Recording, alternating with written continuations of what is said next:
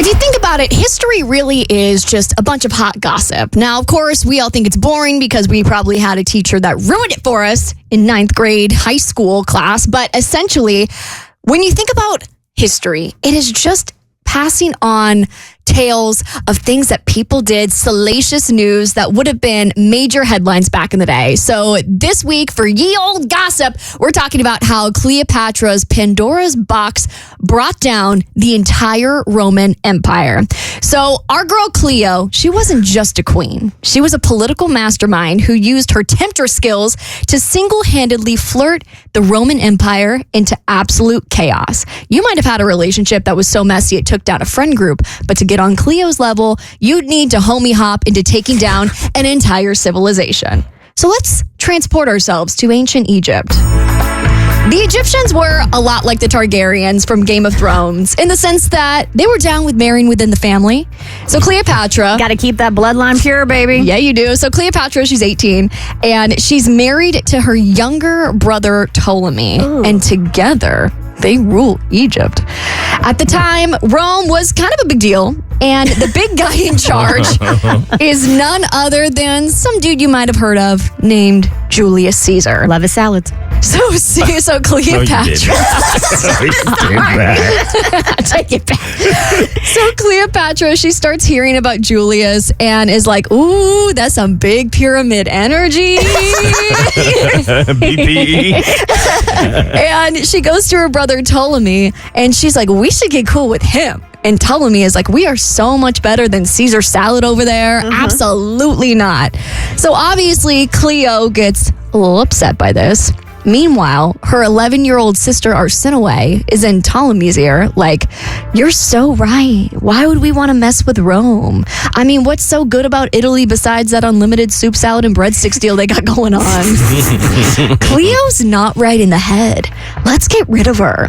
So they... Wait, her 11-year-old sister is trying to, plan an assassination? And you thought your puberty hormones were bad. So they banish Cleopatra and Arsinoe becomes queen. And that sounds like a big bummer until Cleo finds out that her man's Julius is riding through town. Hey. So she decides to walk like an Egyptian right into his bedroom and get down to business. Did this woman roll in wearing the best Egyptian silks and whatnot to seduce him? Absolutely not, because Victoria's Secret back in those days was yarn. She was delivered to his room wrapped in a rug. Because what turns a man on more than home decor? Julius Caesar loved a lamp. I love lamp. All right, so let's just say Jules got a lot more than rug burn that night. Oh, wow. Hey, yo. You could say he opened Pandora's box. And the contents of said box were so good, they formed an affair. And he makes her queen of Egypt again, and she gives birth to his son, Caesarion, which, yes, sounds like they named him after the surgical birthing procedure, but that's not the case. Caesarion literally translates to Little Caesar because he came out the womb like a true Italian. Legend has it, his first words were, pizza, pizza. I can't with you right now. Oh, my God. So the Roman Senate, not happy about this. Mm-hmm. We should totally just stab Caesar! And they do. 23 times, in fact. At 2, Brutus, at 2. So Cleo is obviously bummed, but not too bummed because then she gets a new man, Mark Antony. Ooh, lover boy Mark Antony. If Cleopatra had an ancient Egypt fan club, Mark Antony would have been the president. But let's circle back real quick to Arsinoe, who has since been exiled to a temple in Ephesus. And Arsinoe is like, you know what? This isn't too bad. I'm just going to lay low here and not get murdered. But Cleopatra ain't forget about how her sister treated her. So Cleo and Mark Antony are basically like Cardi B and Offset. They are ride or die for each other, but they're also super toxic because Cleo is like, hey, Mark Antony, can you do me a favor and, assassinate my sister? And Mark Antony, the lover boy that he is, goes, of course, my love. And then bam! Arsinoe is taken out right there on the steps of the temple that she had been banished to. So clearly the man is whipped, and Rome being run. He killed her sister. Yeah. Maybe even physically whipped, if you know what I mean. And Rome being run by a bunch of alpha male bros are like, dude, this is totally beta behavior. Your wench belongs in the kitchen, not the throne room. We're shutting this down. And what do men do instead of simply talking about how they feel? They go to war.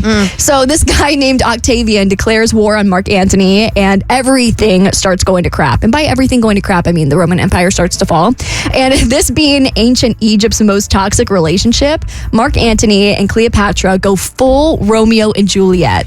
Mark Antony gets so dramatic that just for attention, he decides to fake his own death just to see how Cleopatra would react. And then she hears that he's dead, and she's like, oh no. And then she decides to take her own life. And then he's like, wait, no, just kidding. Don't kill yourself. You're so sexy. And he's like, I'm alive. But then it's too late because she already passed away.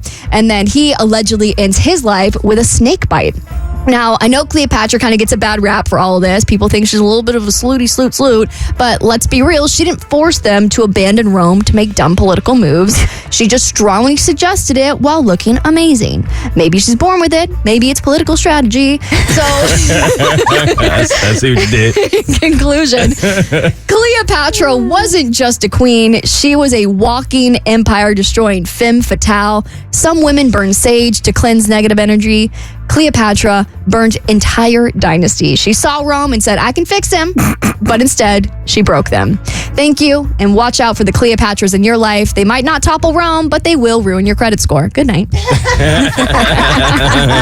might be your best one yet. I'm inclined to agree with you. I'm enthralled. And, it's stuff we learned in high school. For some reason, it didn't stick. But that delivery, that's going to stick. If this radio thing doesn't work out, maybe I'll just become a history teacher. I think you should. The Bert Show.